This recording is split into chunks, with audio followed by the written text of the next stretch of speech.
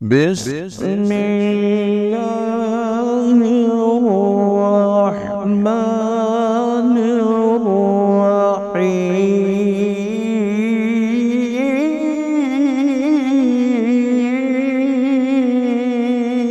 ஹதரத் அவர்கள் கூறியதை போன்று மர்கஸ் தாருல் ஃபுர்கான் என்ற பெயரில் கிராத்தினுடைய கலை இந்த உலகம் முழுவதும் குறிப்பாக தமிழகத்தில் பரவ வேண்டும் என்ற ஒரு பெரும் முயற்சியில் கிராத்தினுடைய ஒரு வருட பயிற்சி வகுப்பு நடத்தப்பட்டு கிராத்து கலை சம்பந்தமான எல்லா கல்விகளையும் அதில் பயிற்றுவிக்கப்பட்டுக் கொண்டிருக்கின்றது. அதில் முக்கிய அங்கமாக இருக்கக்கூடிய சபஅ-கிராத்தினுடைய கலை. நபி ஸல்லல்லாஹு அலைஹி வஸல்லம் அவர்களுடைய காலத்தில் குர்ஆன் பல்வேறு விதமாக ஓதப்பட்டது. சபஅ-கிராத் என்ன அப்படின்றதுக்கு ஒரு சின்ன விளக்கம். பொழுது நம்முடைய தமிழ்நாட்டிலே நாம் பேசக்கூடிய மொழி என்னவோ தமிழ் தான்.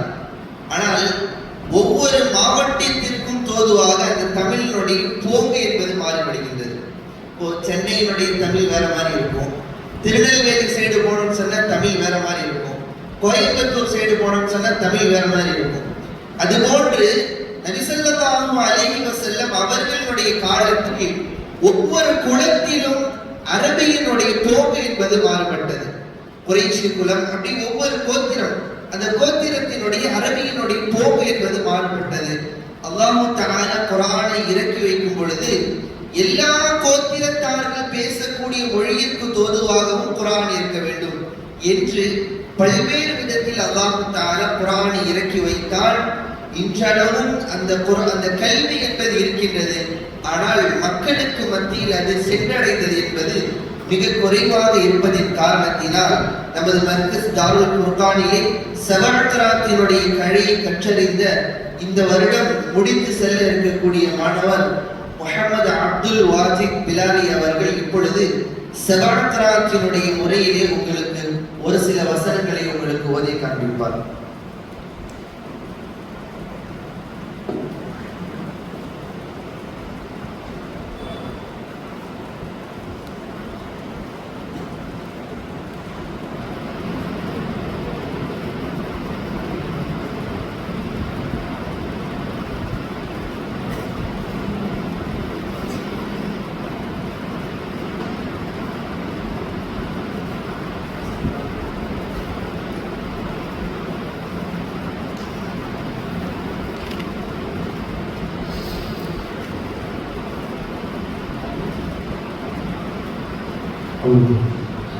السلام عليكم ورحمة الله تعالى وبركاته.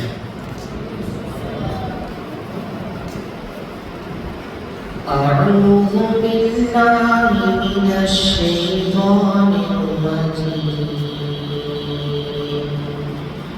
بسم الله الرحمن الرحيم.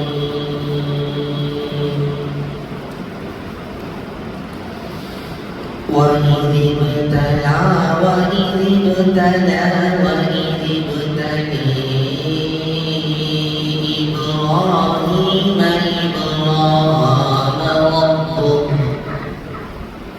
ربه بكلمات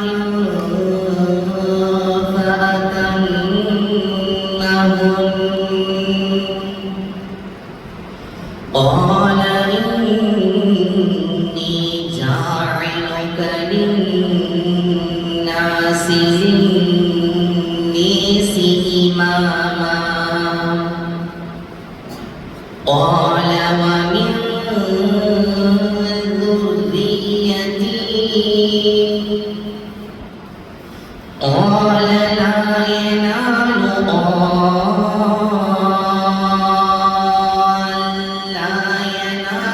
عهد الظالمين عهدي الظالمين. وإذ ابتلى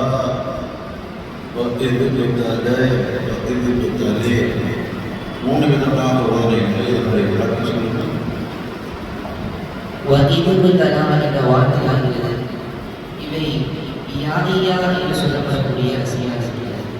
இதன் காரணமாக இமாம்களுடைய வரிசையை கடைசியாக இருக்கக்கூடிய இரண்டு இமாம்கள் ஹம்சா கிசாய், இந்த இரண்டு இமாம்களும் வஇதிபுத்தலே என்பதாக இமாரா செய்து போதிக்கிறார்கள். இதற்கு உள்ளான ஆதாரம் என்பது இமாம் ஷாத்திபி ரஹ்மத்துல்லாஹி அலைஹி அவர்கள் எழுதின ஹிர்ஸுல் அமானி என்ற கிதாபில் வரக்கூடிய பைத்தின் வடிவில் இருக்கின்றது. وحمزة منهم والكسائي بعده أمال ذوات الياء حيث تمثلا.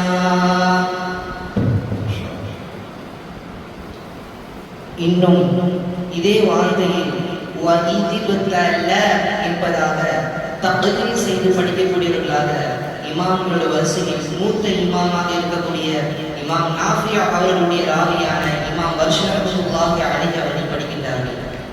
இதற்கு உள்ளான தெளிவு என்னவென்றால் வதுர்ரானி வர்ஷுன் பைன வஃபீ தவாகஹும் வதவாத்தில் யாலமுல் குல்ஃபு ஜும்மிலா.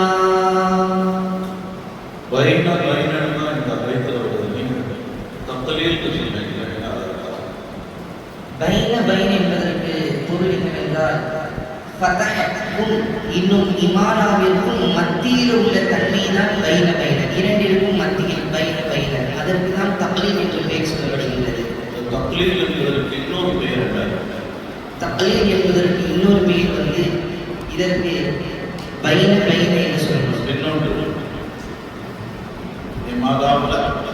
இமானாவின் சிறிய இமானா என்று சொல்லணும். அதற்கு அரபியில் சொல்லுங்க, சின்னதுக்கு என்ன சொல்றது? ஃபுவைகுல் இமானா என்று சொல்லணும். ஃபுவைகுல் இமானா சொல்லலாம், இமானா சொல்லலாம், ரொம்ப சின்னதாக இல்லை. இமானா சூரா. ஹம்சா வந்து படிச்ச அந்த இமானா குப்ரா. மாஷா. அடுத்த وَإِنْ جَعَلْنَا الْبَيْتَ مَثَابَةً لِلنَّاسِ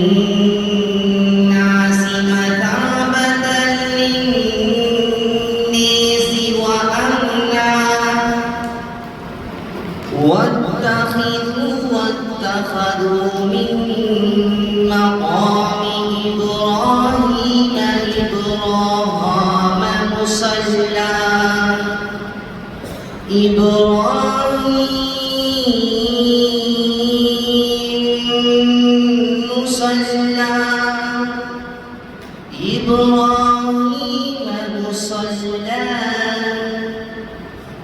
إبراهيم مصلي وعهدنا إلى إبراهيم وعهدنا إلى إبراهيم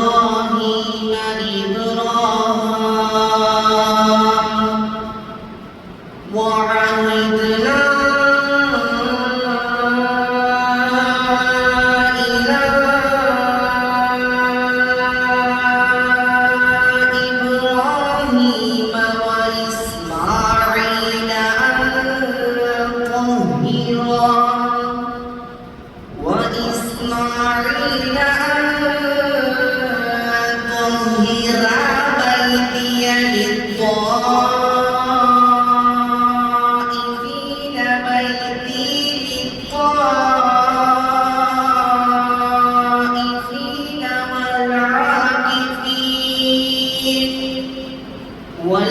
والعاكفين والركع السجود.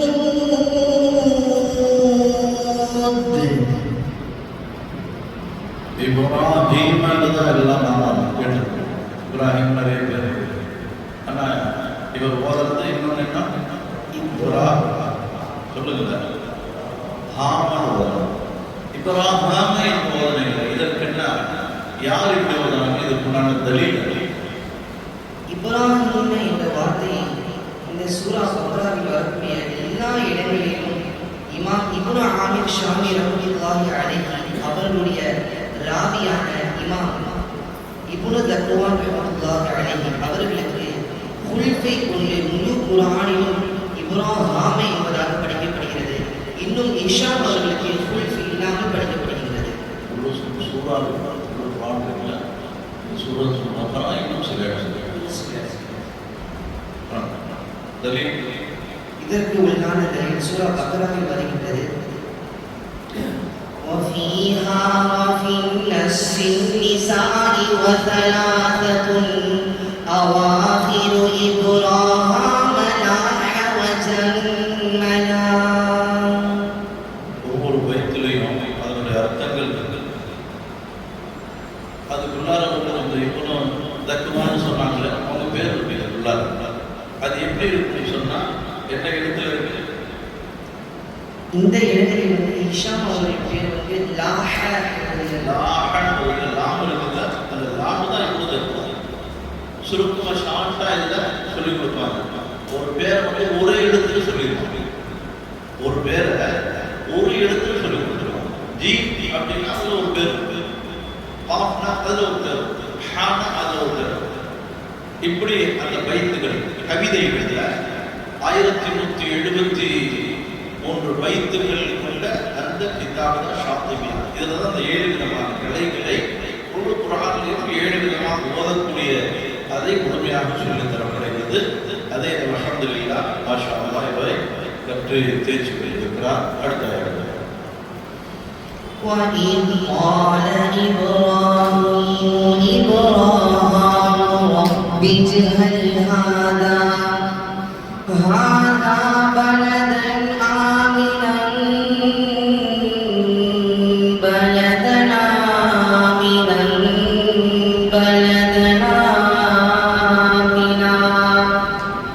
بَلَدًا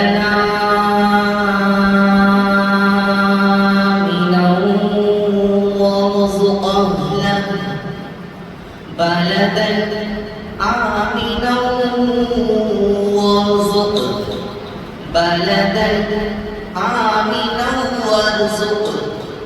وارزق أهله من الثمرات وارزق أهله من الثمرات من آمن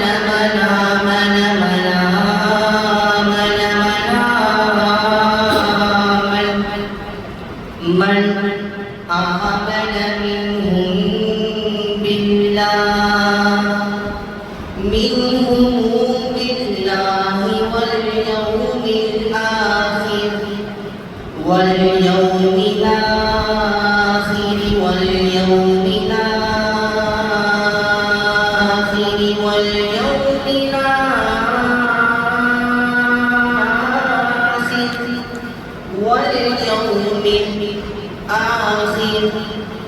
قال ومن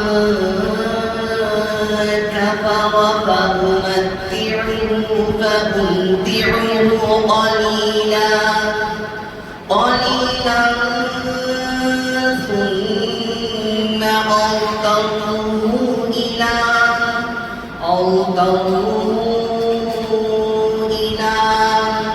ثم أضطره إلى عذاب النار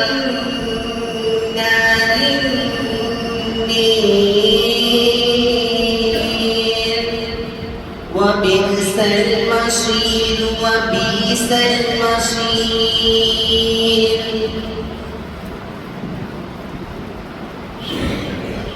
صدق الله العظيم. ما شاء الله. மாணவர் அப்துல் வாஜித் பிலாலி சபா கராத்தினுடைய அடிப்படையிலே சூரத்துல் பக்ராவுடைய மிக பிரபலமான அந்த வசனம் வஇது பிதலா இப்ராஹிம் என்று தொடங்கக்கூடிய 3 வசனங்களையும் அழகாக அந்த 7 வகையான கராத்தினுடைய அடிப்படையிலே ஆதாரங்களுடன் போதை கண்டிருக்கிறார். அதற்கு எல்லாமே செட் பண்ணி தான் இங்கே வந்திருக்கிறாங்கன்னு நினச்சிடாதீங்க. இந்த கேள்வி கேட்ப இதை மட்டும் பதில் சொல்கிறது. இன்ஷா அல்லாஹ் அடுத்து ஒருவர் ஓத இருக்கிறார். அவருக்கு நம்முடைய அதில் நடுவராக வந்து விபுல சபா அவங்க கேள்வி கேட்பாங்க.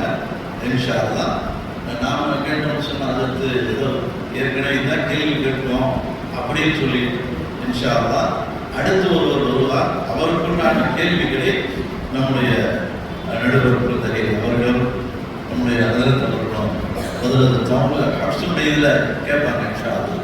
அதில் சில வார்த்தைகள் இருக்கும்ல அதுக்கு உண்டானது இன்ஷா அல்லாஹ் மக்கள் அதனை டெஸ்ட் பண்ணுவாங்க இன்ஷா அல்லாஹ். நாம் அனைவருக்கும் இந்த குர்ஆனுடைய எல்லா அந்த கிராத்துகளில் அறிந்து கொள்ள வேண்டும் என்று உணர்வு. ஏன்னா குர்ஆன் வெறுமனே இந்த ஓதக்கூடிய இந்த கிராத்து மட்டுமல்ல, 7 வகையாக இறக்கப்பட்டது என்று சொல்றதா, அது எல்லாமே பாதுகாக்கப்பட வேண்டும்.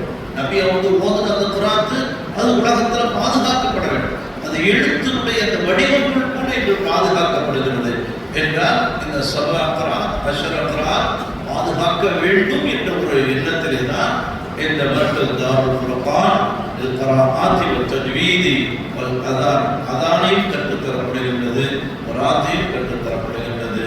அல்லாஹ் தஆலா இந்த மர்கஸை கபூல் செய்வானாக.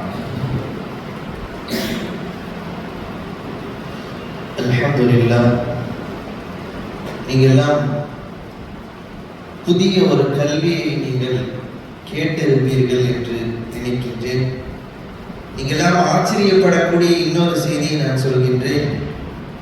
மர்கஸ் தாருல் ஃபுர்கானிலே ஹஃப்ஸனுடைய கிராத்து துறையில் உலக பிரபல்யமான புத்தகம் அல் முகத்திமத்துல் ஜஸ்ரியா. இமாம் ஜஸ்ரி ரஹ்மத்துல்லாஹி அலைஹி அவர்கள் எழுதிய அந்த புத்தகம் உலகம் முழுக்க பிரபல்யமான புத்தகம். ஏன் நான் இவ்வாறு சொல்கின்றேன் என்று சொன்னால், தமிழகத்தில் ஒரு புத்தகம் வெளியிடப்படுகின்றது என்று சொன்னால் அந்த புத்தகம் தமிழக மக்களுக்கு மத்தியிலே பிரபல்யமாக இருக்கும். தமிழ்நாட்டில் ஏதாச்சும் ஒரு மாவட்டத்தில் போய் அந்த கிதாபை பற்றி இந்த கிதாபில் படிச்சீங்க அப்படின்னு சொன்னால் இந்த மாணவர்கள் கரெக்டானது அப்படின்னு சொல்லுவாங்க. உலகம் முழுக்க ஒரு கிதாபினுடைய சட்டத்தை படித்து இந்த கிதாப் ஆதாரமாக இருக்கின்றது என்று சொன்னால் ஏற்றுக்கொள்ளப்படக்கூடிய ஒரு புத்தகம் அல் முகத்திமத்துல் ஜஸ்ரியா. அல் முகத்திமத்துல் ஜஸ்ரியா என்ற கிதாப் உலகத்தில் எங்க போய் சொன்னாலும் அந்த கிதாபை பற்றி இந்த கிராத்தினுடைய கலையில் இருக்கக்கூடிய ஆளுங்கள் கற்றறிந்தவர்களாக இருப்பார்கள். அந்த கிதாபிலே மொத்தம் 117 கவிதைகள் இருக்கின்றது. அந்த 117 கவிதைகளையும் முழுமையான முறையிலே அந்த மாணவர்கள் மரணம் செய்து முடித்து விட்டார்கள். அந்த கவிதையில் எங்கு சட்டம் கேட்டாலும் அந்த சட்டத்தை சொல்லி வைத்த ஆதாரங்களோடு அங்கங்க கரெக்டா சொல்லுவாங்க. அதோடு இப்பொழுது ஓதி சபாக்கராத்தினுடைய பைத்துகள் பார்த்தீங்கன்னு சொன்னா 1170 பைத்துகள். இது 117. சபாக்கராத் 7 விதமான கிராத்துகள், 14 ரிவாயத்துகள். அப்போ 1170 பைத்துகளையும் முடித்தால்தான் அவர்களுக்கு சனது என்று சொல்லப்பட்டு விட்டது. அதன் அடிப்படையிலே ஒரு மாணவர் கிட்டத்தட்ட 900 பைத்துகளை முடிச்சிட்டாரு. இன்னொரு மாணவர் 600 கடந்துட்டாரு. சொல்லிட்டோம், சனது விழாக்கு முன்னாடி முடிச்சுட்டா சனது, இல்லை என்றால் சனது இல்லை. அதுதான் நம்முடைய மர்கஸினுடைய ரூல்ஸ், அதனுடைய சட்டமாக இருக்கின்றது. மர்கஸ் யாராக இருந்தாலும் சரி, ஹஃப்ஸினுடைய ரிவாயத்தை முடிக்க வேண்டும் என்று சொன்னால், சனது பெற வேண்டும் என்று சொன்னால், ஹஃப்ஸினுடைய ஜஸ்ரியாவுடைய கிதாபை மரணம் செய்து முடிக்க வேண்டும். சபாகராத்தை முடித்து அதில் சனது பெற வேண்டும் என்று சொன்னால் ஷாத்திபியாவை முழுமையான முறையில் மரணம் செய்து ஒப்படைத்தால்தான் அவர்களுக்கு சனது கிடைக்கும் என்று சொல்லப்பட்டு, இங்கு இந்த வருடத்தினுடைய கோர்ஸை முடித்து சென்றாலும் இந்த சனது வாங்குவதனுடைய முயற்சியிலே அவர்கள் முழுமையான முறையில் ஈடுபட்டிருப்பார்கள். அல்லாஹ் தஆலா 1170 பைத்துகளையும் மரணம் செய்து அவர்கள் நல்ல சகாக்காரிகளாக உருவாகி சனது பெறுவதற்கு அல்லாஹ் தௌஃபீக் செய்வானாக.